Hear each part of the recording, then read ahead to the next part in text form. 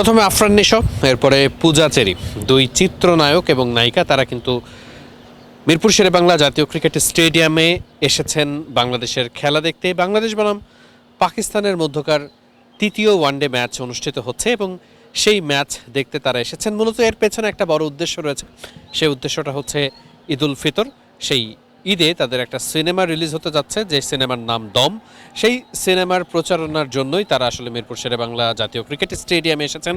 এই জায়গায় একটা দারুণ ব্যাপার লক্ষণীয়, যে বাংলাদেশের প্রেক্ষাপটে ক্রিকেট যে কত বড় একটা প্রেক্ষাপট, মানে ক্রিকেট যে কত বড় একটা ব্যাপার।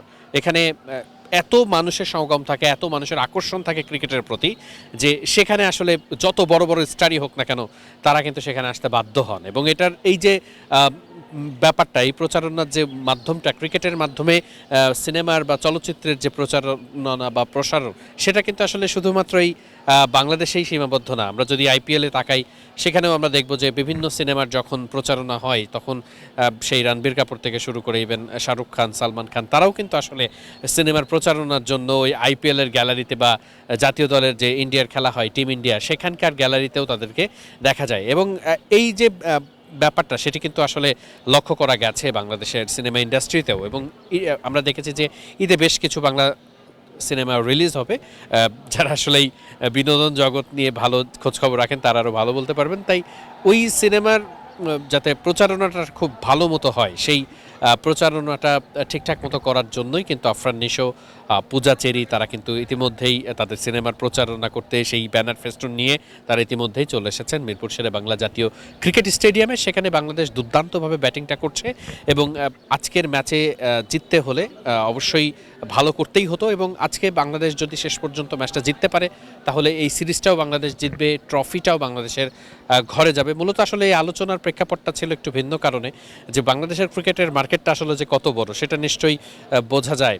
কারণ এই মার্কেটের একটা পার্ট, শুধুমাত্র একটু অংশ যদি হতে পারে বিনোদন জগৎ, সেক্ষেত্রেও কিন্তু তাদের প্রচারণাটা খুব ভালো হয়।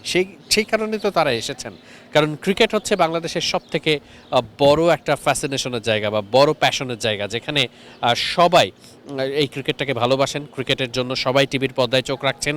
তাই এই যে মানুষের যে আগ্রহ ক্রিকেটের প্রতি, এই যে বড় একটা মার্কেটিংয়ের জায়গা, এটা আসলে ব্যবহার করার জন্যই কিন্তু আফরান নিশো বা পূজা চেরিরা তারা মাঠে আসছেন, তারা খেলা দেখছেন। এবং সেই খেলা দেখতে আসা দর্শক যারা আছেন, খেলা দেখতে যারা টিভির সামনে বসে আছেন, তাদের সামনে তাদের সিনেমার যে প্রচারণা, সেটি কিন্তু তারা করতে আগ্রহী এবং তারা সেটা করার চেষ্টা করছেন।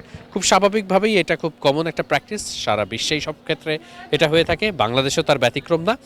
আমি আসলে এই আলোচনাটা করার একটাই কারণ, সেটি হচ্ছে যে বাংলাদেশের ক্রিকেটের মার্কেটটা আসলে যে কত বড়, কত বিশাল।